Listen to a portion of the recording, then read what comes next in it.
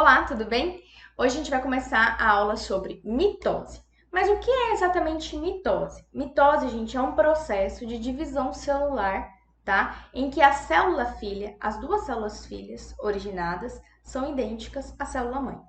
Mas especificamente, como foi esse termo descoberto? Esse termo, na verdade, ele foi originalmente criado por Walter Flemming, tá? Um anatomista alemão, que ele observou e descreveu sistematicamente o desenvolvimento de embriões de salamandra, certo? Como eles se multiplicavam, como eles se dividiam. E daí ele determinou que a divisão mitótica ela vai acontecer tanto em células haploides quanto em células diploides. E ela não vai ser só responsável pelo crescimento do indivíduo em tamanho, em número de células, mas ela também pode ser responsável por reprodução, por reposição celular, quando a gente tem uma injúria, uma falta, um processo de regeneração, né? Por processo de regeneração de tecidos lesados. Então, não é apenas para crescimento celular, mas também pode ser para reposição celular e reprodução, beleza? E quais são as fases da mitose?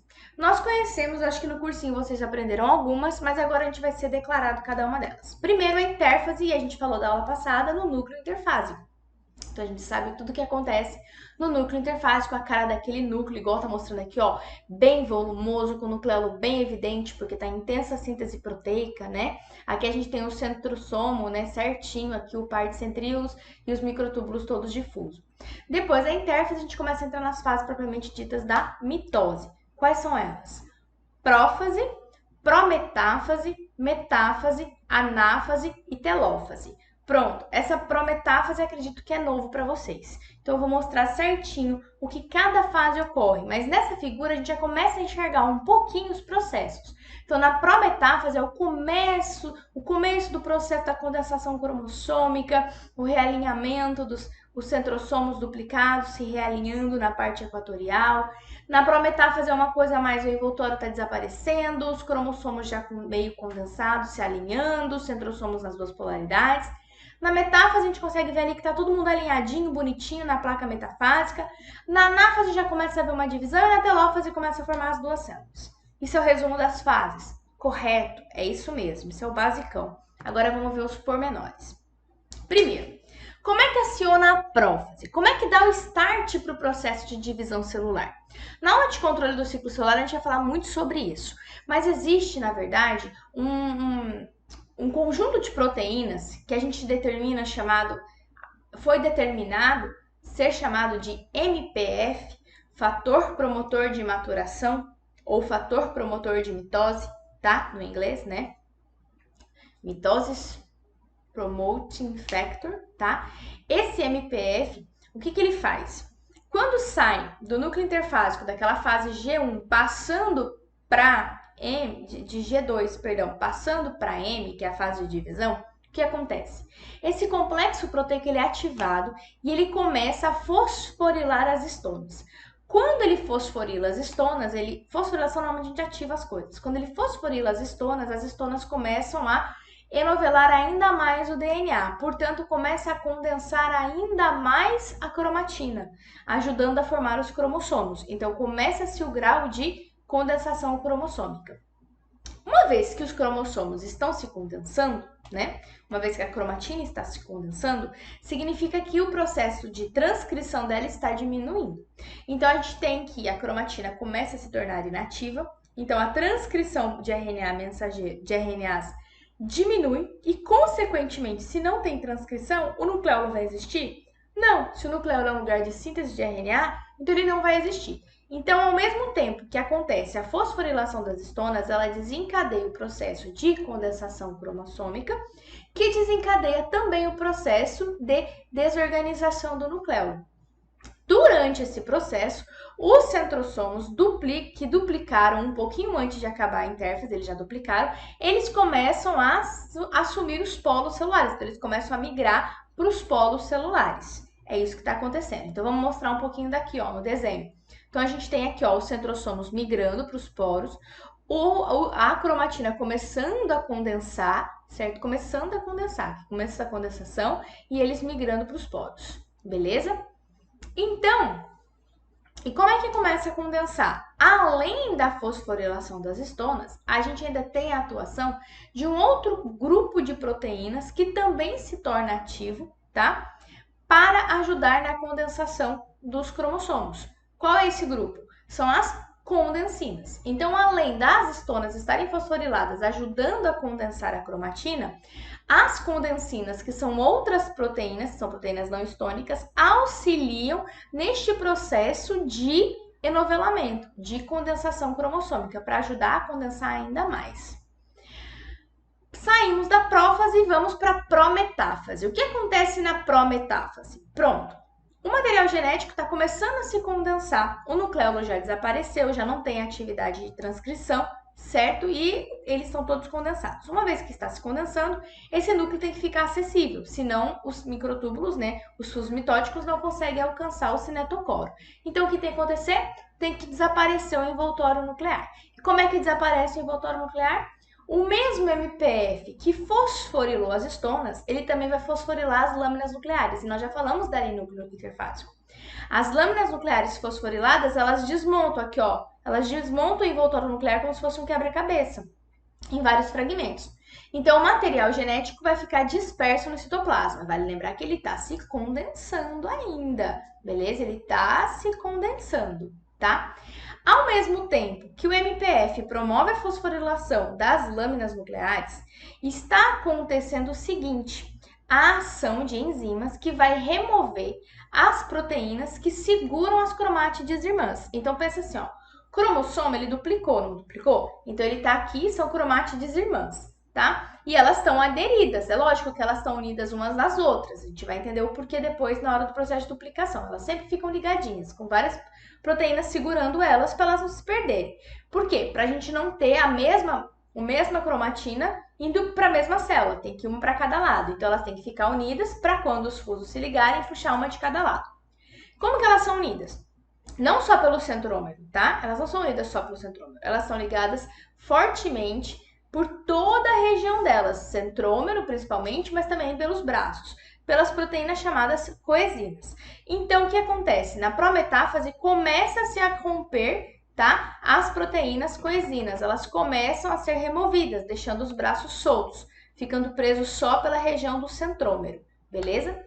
Ao mesmo tempo que as coezinas estão sendo removidas, o envoltório nuclear está sendo desfeito, uma vez que ele é desfeito, os fusos mitóticos conseguem se ligar no cinetocoro.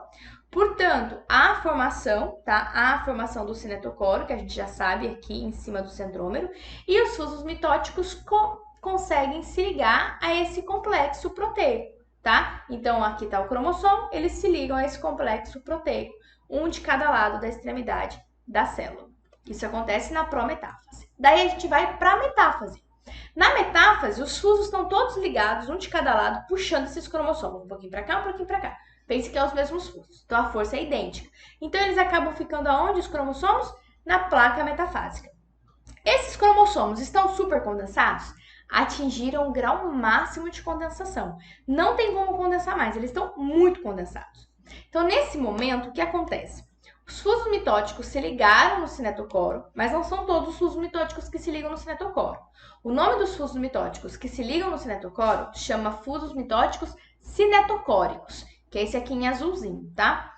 Os fusos mitóticos que se ligam sobre os cromossomos entre eles para manter um grau de um certo equilíbrio, uma certa polaridade, tá? São os fusos mitóticos polares. E vocês vão entender como eles são importantes.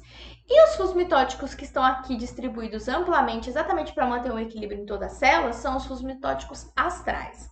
Então, acontece a ligação dos fusos mitóticos cinetocóricos no cinetocoro. Isso na metáfase. Então, a metáfase, os cromossomos estão alinhados na placa metafásica, os fusos mitóticos se ligaram, beleza? O que vai acontecer? Vai acontecer a anáfase. A anáfase, como ela é desencadeada, Sibeli? A anáfase vai acontecer porque tem que ativar um fator, o fator promotor de anáfase, que é um complexo proteico também. Mas como que esse fator vai atuar? Então, a primeira coisa que a gente tem que entender é o seguinte: para que aconteça a anáfase, que separa as cromátides irmãs em duas, tá? Tem que ter ação de enzimas proteolíticas para separar as enzimas, as coenzinas que estão ali no cinetocoro, que estão ali no centrômero que não separou. Separou as coenzinas que estavam nos braços, mas não no centrômero, então eles estão fortemente unidos. Para separar isso, tem que ter ação enzimática para quebrar a ligação dessas proteínas e ir uma cromátide irmã para cada lado. Então, o que vai acontecer? A gente vai ter a ativação de um complexo enzimático para quebrar essas enzimas. Então, enzimas proteolíticas vão agir nesse centrômero para quebrar essas coenzinas e aí poder empurrar as cromátides irmãs uma para cada lado. E como que isso vai acontecer? É um complexo proteico chamado APC, complexo promotor de anáfase, que vai garantir o seguinte: ele vai ubiquitinar a securina. Mas quem é securina, Cibele? É o seguinte: eu tenho a enzima que vai quebrar esse complexo proteico que segura o centrômero.